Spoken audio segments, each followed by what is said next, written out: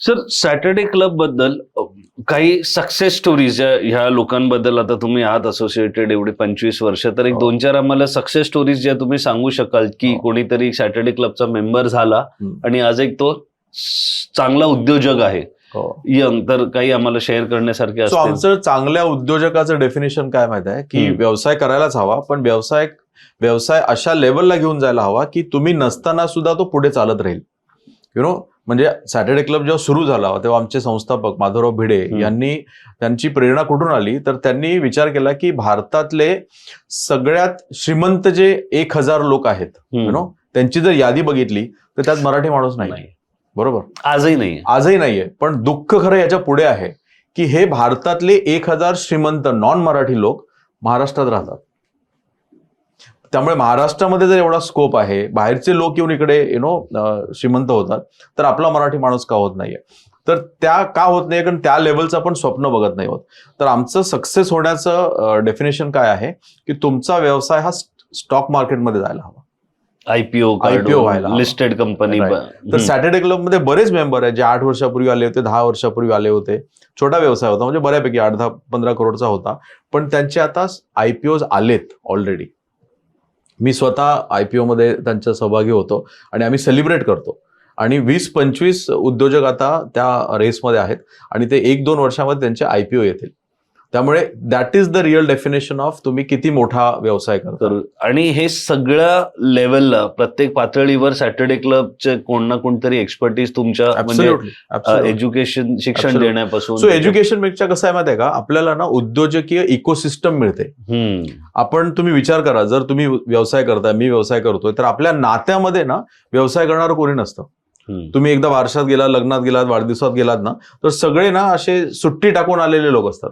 आणि सांगतात, अरे मला मस्त 4 सुट्ट्या होत्या, मी 4 टाकल्या आणि मी आलो. आणि आपल्याला असते की अरे उद्या क्लायंट आहे, उद्याचं पेमेंट यायचं आहे, माझा स्टाफ काय करतोय, आपलं असं, आणि मी मोबाईलवर माझा सीसीटीव्ही बघत असतो की काय चाललंय फॅक्टरीमध्ये. तर ही इकोसिस्टम आपल्याला मिळत नाही. इथे आल्यानंतर ना ती इकोसिस्टम मिळते. तर आम्ही एकमेकांचे फक्त मित्र नाही आहोत, तर आम्ही एकमेकांचे बिझनेस ऍडवायझर आहोत. तर मोठ्या ऑर्गनायझेशन मध्ये एक ऍडवायझरी बोर्ड असतं की जिथे वेगवेगळ्या इंडस्ट्रीतले अनुभवी लोक येतात आणि ते त्या उद्योजकाला ऍडवाइज करतात. खूप मोठ्या ज्या कंपन्या आहेत भारतामधल्या, त्यांना 250 ऍडवायझर आहेत ऑन पेरोल. म्हणजे एका मोठ्या संस्थे कन्सल्टंट्स म्हणून जे काम करतात ते कन्सल्टंट, तरी ना तो कन्सल्टंट म्हणजे प्रोजेक्ट बेस्ड असतो. ऍडवायझरी म्हणजे तो रिटायर्ड असतो ऑलमोस्ट. आणि त्यांनी खूप मोठा व्यवसाय केलेला असतो किंवा खूप मोठ्या संस्थेवर त्यांनी काम केलेलं असतं. जगभरातला अनुभव असतो आणि आता तो रिटायर्ड असतो किंवा तो आता जरा स्लो काम करत असतो. असा तो 40 वर्षाचा अनुभव घेऊन तुमच्या संस्थेमध्ये येतो, दॅट इज ऍडवायझर्स. तर आपल्याकडे आम्ही जेव्हा एकमेकांना भेटतो तेव्हा आम्ही एकमेकांचे ऍडवायझर असतो आणि आपण अशा ऍक्टिव्हिटीज करतो की एका मीटिंगमध्ये एका व्यक्तीला सांगतो, तुमच्या व्यवसायाबद्दल सांगा, तुमचे काय चॅलेंजेस आहेत. आणि सगळे 20-30 उद्योजक त्याला गाईड करतात की मला वाटतं तुम्ही असं करायला हवं, मला वाटतं तुम्ही हे पण करू शकता, किंवा त्याचे थिंकिंग चॅलेंज पण करायला हवं. एखादा व्यक्तीला वाटतं की माझा व्यवसाय इतका मोठा नाही होऊ शकत, तर त्याला तो कॉन्फिडन्स देण्यासाठी पण आम्ही तयार असतो. तर एज्युकेशन हे फक्त एखाद्या कॉन्फरन्समध्ये किंवा एका ट्रेनिंगमध्ये असं होत नाहीये, तर ते रोजच्या इकोसिस्टम मध्ये पण होतं. आम्ही जेव्हा एकत्र कुठेतरी आउटबाउंडला जातो किंवा पिकनिकला जातो, तिकडे पण व्यवसायाचेच डिस्कशन होतात. म्हणजे असे पण आउटडोर उपक्रम होतात जिकडे हे सगळे वेगवेगळे व्यावसायिक एकत्र कुठेतरी जात आहेत, तिकडे भेटतात, एक्सचेंज ऑफ आयडियाज, एक्सचेंज.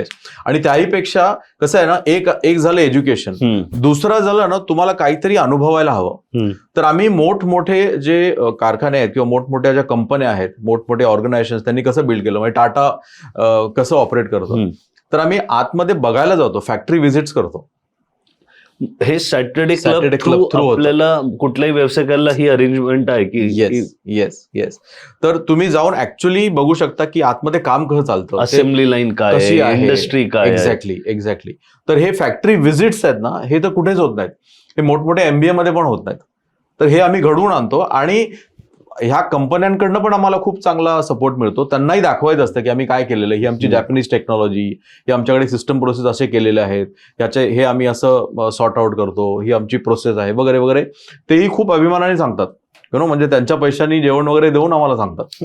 इतकं त्यांना पण सांगायचं असतं. तो मराठी माणूस आपला कुठेतरी आला. म्हणजे काय ना, की मला मुद्दा सांगायचा असा आहे की ज्ञान इतकं फ्री अवेलेबल आहे. लोक स्वतःहून बोलवतात, बसवतात, सगळं फिरवून दाखवतात आणि सांगतात की असं तुम्ही करू शकता. तर हा खरा ट्रेनिंगचा, म्हणजे ज्या बघितल्याशिवाय जो विश्वास बसत नाही ना, ती ऍक्टिव्हिटी सॅटरडे क्लबमध्ये होते. म्हणजे खूप छान एक्सपोजर आणि जसं आपण बोललो बिझनेस नेटवर्किंग, कारण आज सर्वात महत्वाचं कुठल्याही व्यवसायाला आहे त्याचं जे नेटवर्किंग आहे, ज्याशी लोक भेटणं, या सॅटरडे क्लब थ्रू होत आहे.